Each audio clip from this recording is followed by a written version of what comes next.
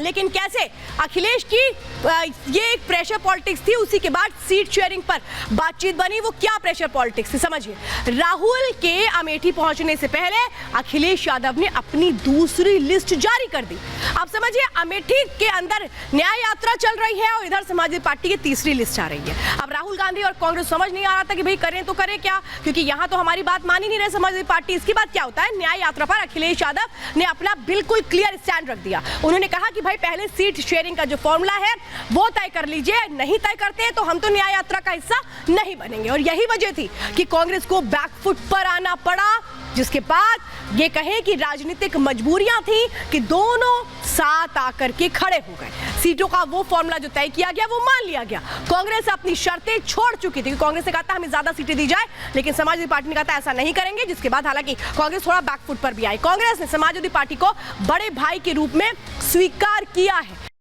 आप ये समझिए कि वो सीटें जो सीट शेयरिंग फॉर्मूला के तहत तय हुई हैं, उनके पीछे भी एक फॉर्मूला लगा है। उसके अंदर की क्या खबर है ये आपको समझाते हैं। कांग्रेस के साथ अखिलेश यादव ने इन 17 सीटों के साथ जाने को लेकर भी जबरदस्त खेल किया। ये एक साइकिल पर तो सवार हो चुके हैं, लेकिन एक साइकिल पर एक आगे एक पीछे का फॉर्मूला ये क्यों है समझिए। कांग्रेस को वो जो सीटें दी गई हैं उनमें समाजवादी पार्टी का कोई भी जनाधार नहीं रहा है, इसीलिए 17 सीटें दी गई हैं। 17 में से 7 सीटें समाजवादी पार्टी 32 सालों के संघर्ष में भी कभी जीत नहीं पाई। दूसरी 7 सीटें एक ऐसी सीटें थी जिसमें महज 1 सीट निकाल पाई थी समाजवादी पार्टी। 3 सीटें ऐसी जगह पे है जहां पर सिर्फ 2-2 बार ही जीती है समाजवादी पार्टी।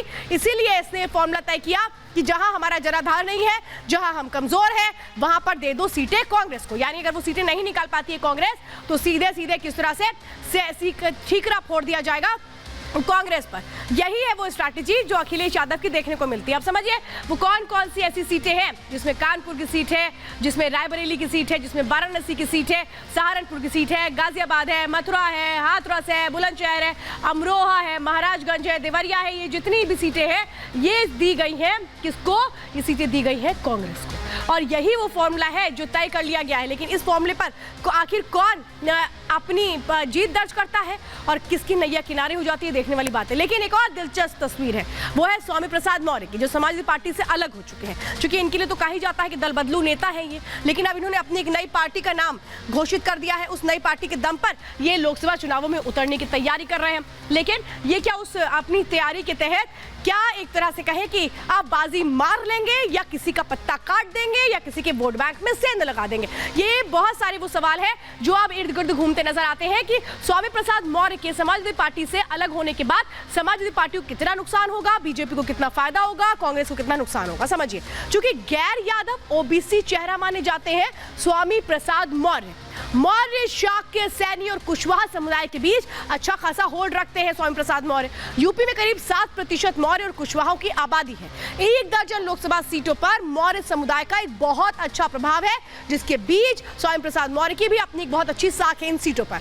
12 सीटें मौर्य समुदाय के वो वोट्स हैं जिसमें समझिए कि 2 लाख से लगभग 3,30,000 तक जो वोट है वो प्रभावित होते हैं, ये जो वोटर्स है इनके जरिए। तो अब सवाल ये है कि आखिर क्या होगा, आगे की राह क्या होगी, क्योंकि स्वामी प्रसाद मौर्य अलग हो गए हैं, बहुत सारे ऐसे घटक दल हैं जैसे जयंत चौधरी वो अलग हो गए हैं। लेकिन देखना यह है कि जो जो अलग हो चुका है वो कहां किसको कितना फायदा पहुंचाता है, और क्या जिससे अलग होने के बाद अलग राह अपना ली गई है उसके जरिए क्या किसी और को भी फायदा होता है। अब आप समझिए कि क्या अपनाया गया तरीका, क्योंकि जो सीट शेयरिंग हुई है फॉर्मूला तय, उसमें वाराणसी की जो सीटें बड़ी दिलचस्प है, क्योंकि वाराणसी सीट प्रधानमंत्री का संसदीय क्षेत्र रहा है। उस सीट पर कैसे अपनाया गया ये फॉर्मूला कांग्रेस और समाजवादी पार्टी की ओर से। 2019 चुनाव में कांग्रेस के जो अजय राय थे वो बड़े दमखम के साथ लड़े थे, लेकिन क्या हुआ भाई, हार तो बिल्कुल पक्की थी। प्रधानमंत्री नरेंद्र मोदी का संसदीय क्षेत्र था। इस बार वो बलिया से चुनाव लड़ना चाहते हैं जो अजय राय है। बलिया सीट पर मुस्लिम और भूमिहार फैक्टर बहुत बड़ा फैक्टर है, ये पता है समाजवादी पार्टी को। सपा के साथ से कांग्रेस की जीत के चांस बढ़ते हैं, ये भी इनको बहुत अच्छे से पता है, इसीलिए दोनों साथ आकर के चुनाव लड़े। बलिया सीट पर समाजवादी पार्टी ने अपने पास रख लिया, यानी अजय राय को किनारे कर दिया है। अखिलेश ने वाराणसी सीट पर प्रत्याशी का ऐलान किया था। अब वाराणसी सीट कांग्रेस को दोबारा दे दी गई है, लेकिन ये यही जो गुड़ा चुनाव चल रहा है, इसी में तो बड़ा अहम हो जाता है ये समझना कि आखिर कौन किसको हराएगा, कौन किसको जिताएगा। कांग्रेस को मुरादाबाद सीट भी नहीं मिली है, क्योंकि इसकी भी दावेदारी कांग्रेस की ओर से की जा रही थी, लेकिन वो भी उसको नहीं मिली है। आप ये कहें कि मजबूरी भरे हालात है कांग्रेस के आगे कि करें तो करें क्या। आप किसके खाते में एक और बड़ी अहम सीट आ जाती है, अलीगढ़ की सीट की हम बात कर लेते हैं, वो किसकी सीट में खाते में आती है और वो क्यों आती है ये समझिए। क्योंकि वाराणसी सीट सबसे अहम सीट है उत्तर प्रदेश की, वहां से प्रधानमंत्री नरेंद्र मोदी लड़ते हैं और ये माना जाता है कि प्रधानमंत्री के आगे जो भी कैंडिडेट खड़ा होगा उसकी हार तो पक्की है। तो वो एक जस्ट फॉर्मेलिटी मानी जाती है पार्टी की ओर से जब कैंडिडेट खड़ा करते हैं। आप समझिए समाजवादी पार्टी के खाते में अलीगढ़ को लेकर के जो स्ट्रैटेजी है उससे बड़ा झटका कांग्रेस को लगा है। कभी भी समाजवादी पार्टी की जीत दर्ज यहां से नहीं हो पाई है। कांग्रेस बीजेपी अलीगढ़ सीट पर जीतते रहे, जो फैक्टर रहा है वो कांग्रेस या बीजेपी वही जीतती रही, समाजवादी पार्टी कभी नहीं जीती। पिछले 2 चुनावों से अलीगढ़ सीट बीजेपी के पास रही है और इस बार इनकी कोशिश ये है कि कैसे बीजेपी से वो सीट ले ली जाए। इसीलिए कोशिश रही कि भाई कांग्रेस को ये सीट दे दी जाए, क्योंकि कांग्रेस इस सीट पर एक बार बहुत पहले जीतती आई है। लेकिन ये जीत का जो फॉर्मूला है कितना हिट होगा, कितना फ्लॉप होगा, और वो राहुल गांधी जो अभी तक उत्तर प्रदेश के युवाओं का अपमान करते आ रहे थे, वो इस गठबंधन के तहत क्या एक तरह से कहे जीत दर्ज कर पाएंगे। लेकिन अमेठी में कैसे स्मृति ईरानी ने अपना खूंटा गाड़ दिया, अपना घर बना लिया, आज वो तस्वीरें भी देखने को मिली। एक रिपोर्ट देखिए।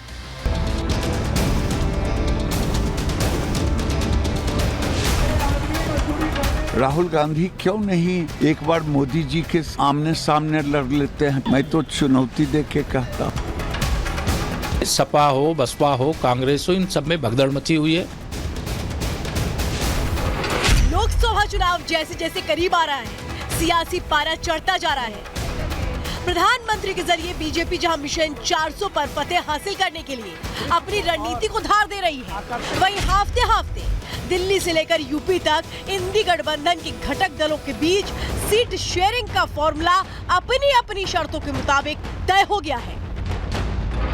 चाहे दिल्ली हो या उत्तर प्रदेश, सीट शेयरिंग से एक बात तो बिल्कुल साफ है, कांग्रेस पर किसी भी पार्टी को पूरा विश्वास नहीं है। यही वजह है कि जहां एक और दिल्ली में आप कांग्रेस से ज्यादा सीटें खुद के पास रखना चाहती हैं, तो दूसरी तरफ यूपी में भी अखिलेश ने कांग्रेस को कम सीटों के फॉर्मूले को मानने को मजबूर कर दिया। अंत भला तो सब भला। ममता जी अपनी सीट अनाउंस कर रही हैं, सपा अपनी सीट अनाउंस कर रहा है, कुछ बचा कुचा कांग्रेस को दिया जा रहा है। वही हाल पूरे देश में है। ये गठबंधन केवल कुंठित मानसिकता से गिरे हताश, निराश, वंशवादी, परिवारवादी और भ्रष्टाचारियों का समूह है।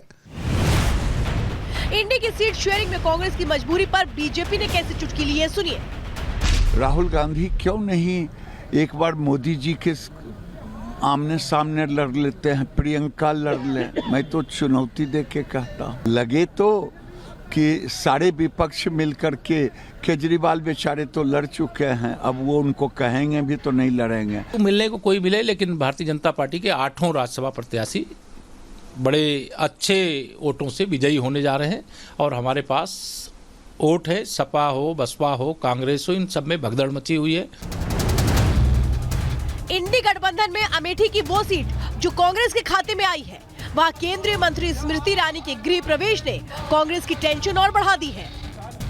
अमेठी जिला जहां पर केंद्रीय मंत्री और सांसद स्मृति ईरानी की तरफ से अपने आवास का निर्माण किया गया है। लंबे वक्त से दरअसल इसकी मांग जो है वो प्रदेश की जो ज़िले की जनता है उसकी तरफ से की जा रही थी और वो आज पूरी हुई है। न सिर्फ ये स्मृति ईरानी का आवास है, बल्कि जो ज़िले की जनता है उनकी भी उम्मीदों का एक ठिकाना है, जिसकी उन्होंने लगातार मांग यहाँ पर की थी और सभी जो उम्मीदें लेकर यहाँ पर आएंगे वो आने वाले वक्त में जो है वो पूरी हों, ऐसी कोशिश कहीं ना कहीं केंद्रीय मंत्री स्मृति ईरानी की भी होगी।